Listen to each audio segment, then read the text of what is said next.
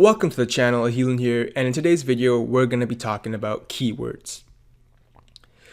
The question is, are keywords everything you need as a self-publisher to succeed in Kindle self-publishing? Now, this is actually a very complex question as there are multiple factors that go into becoming a successful self-publisher. Keywords arguably are one of the most, if not the most important factor involved in becoming a successful self-publisher. However, there are other elements at play as well that you need to perfect. So there are other fundamental skills or elements you need to perfect and get down in order to become a successful self-publisher in the Kindle space, in the Kindle publishing space. So I'm going to go over these elements shortly. So number one is keywords. Keywords are most arguably one of the most, if not the most important factor in determining your success in Kindle publishing. However, we cannot say it encompasses everything. As I mentioned earlier, there are many other factors as well.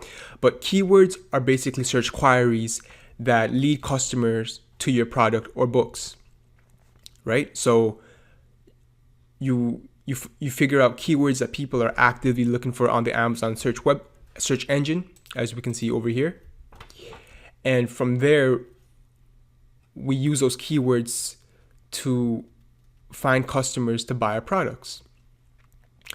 So then there's book covers. The old adage is, don't judge a book by its cover. However, contrary to that popular belief, people do judge books by its cover, and if you have a crappy cover, if your cover isn't appealing, your customers will not buy your cover. They will overlook your cover on the Amazon search results and they'll just find the better looking cover.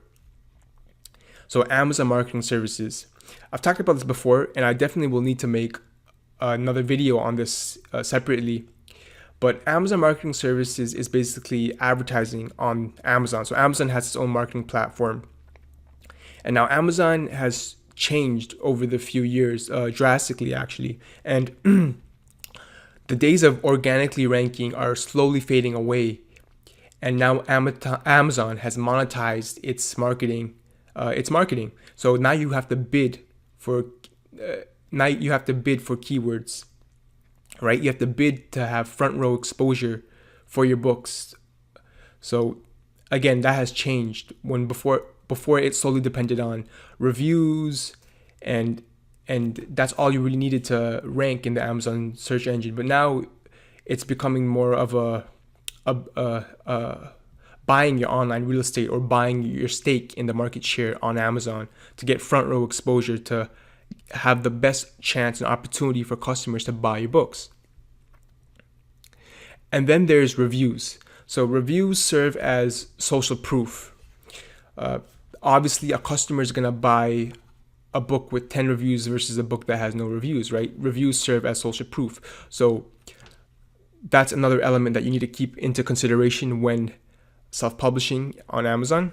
And lastly, I want to talk about copywriting. Copywriting,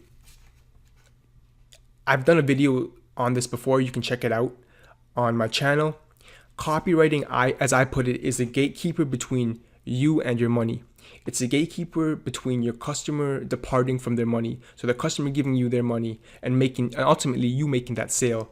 So if you have, let's say you've mastered everything, you've done the keywords right, you've done the book cover, you've done Amazon marketing services, and you've got the social proof, which are the reviews, but you fail on the book description, guess what?